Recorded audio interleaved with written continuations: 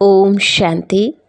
आज प्यारे बाबा के 9/9/1975 के अव्यक्त महावाक्य हैं।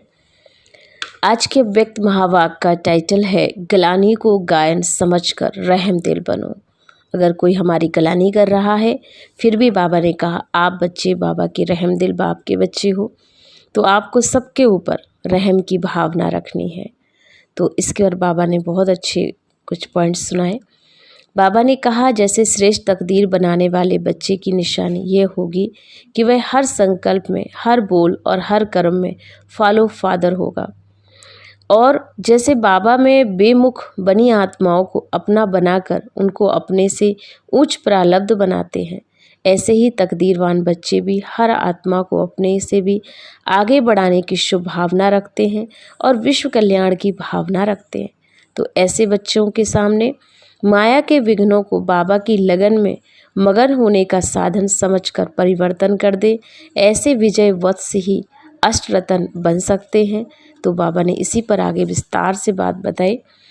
बाबा ने कहा अपने चमकते हुए तकदीर के सितारे को देखते हो। तकदीर का सितारा सदा चमकता रहता है, अथवा कभी चमकता है और कभी चमक कम हो जाती है, अर्थात घटनाओं रूपी घटा के बीच छिप जाता है। यह कभी इन स्थूल सितारों के समान, जैसे स्थूल सितारे स्थान बदली करते हैं वैसे स्थिति बदली तो नहीं होती। यह तकदीर की लकीर अभी बढ़ती कला और अभी अभी ठहरती कला, गिरती कला ऐसे बदलती तो नहीं है, क्योंकि संगम युग पर तकदीर की रेखा परिवर्तन करने वाला बाप सम्मुख पाठ बजा रहे हैं। ऐसे तकदीर बनाने वाले बाप के डायरेक्ट बच्चे, उन्हों की तकदीर श्रेष्ठ और अविनाशी चाहिए। तो ऐसी तकदीर अन्य कोई भी आत्मा की नहीं बना सकता। ऐसे तकदीरवान अपने को अनुभव करते हो। श्रेष्ठ तकदीर बनाने वालों की निशानी क्या होगी जानते हो? ऐसा तकदीरवान हर संकल्प में, हर बोल में, कर्म में फॉलो फादर करता होगा। संकल्प भी बाप समान विश्व कल्याण की सेवा अर्थ होगा। हर बोल में नम्रता, निर्माणता और उतनी ही महानता होगी। स्मृति स्वरूप में एक तरफ बेहद की मालिकपन, दूसरी तरफ विश्व की सेवाधारी आत्मा होगी। एक तरफ अधिकारीपन का नशा, दूसरी तरफ सर्व के प्रति सत्कारी, हर आत्मा के प्रति बाप समान दाता और वरदाता। चाहे दुश्मन हो, किसी भी जन्म के हिसाब किताब चुकतू करने के निमित्त बनी हुई आत्मा हो, पर ऐसी श्रेष्ठ स्थिति में गिराने के निमित्त बनी हुई आत्मा को भी, संकल्पों के व संस्कारों के टक्कर खाने वाली आत्मा को भी, घृणावृत्ति रखने वाली आत्मा को भी, सर्व आत्माओं के प्रति दाता के व वरदाता के ठुकराने वाली आत्मा भी कल्याणकारी आत्मा अनुभव हो। गलानी के बोल व निंदा के बोल भी महिमा व गायन योग अनुभव हो, तब गलानी गायन अनुभव हो। जैसे द्वापर में आप सबने बाप की गलानी की, लेकिन बाप ने गलानी भी गायन समझकर स्वीकार की और गलानी के रिटर्न में भक्ति का फल ज्ञान दिया, ना कि घृणा और ही रहम दिल बने। ऐसे ही फॉलो फादर करो। ऐसे फॉलो फादर करने वाले ही श्रेष्ठ तकदीरवान बनते हैं।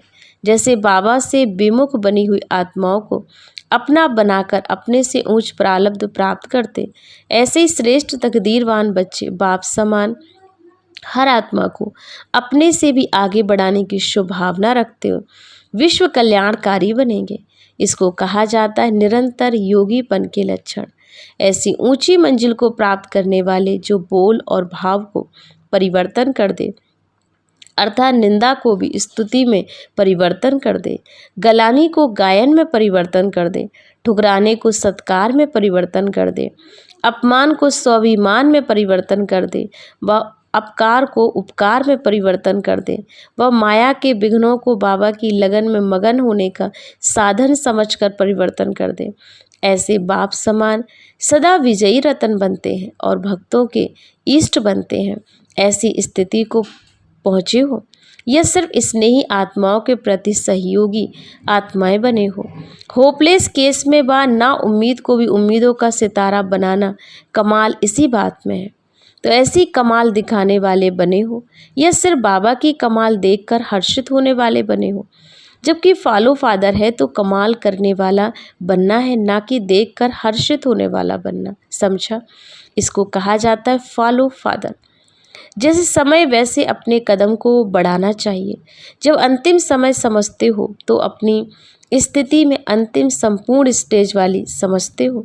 समय अंतिम और पुरुषार्थ भी बाबा ने कहा रफ्तार जो है आपकी तेज होनी चाहिए। तो ऐसी रिजल्ट बच्चों को अब देनी होगी।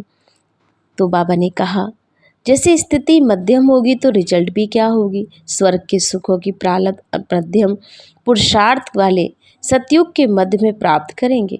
तो ऐसा लक्ष्य रखो, लक्ष्य अर्थात फर्स्ट जन्म में आने का। लक्षण भी फर्स्ट क्लास चाहिए। समय और लक्ष्य समय प्रमाण पुरुषार्थ को चेक करो।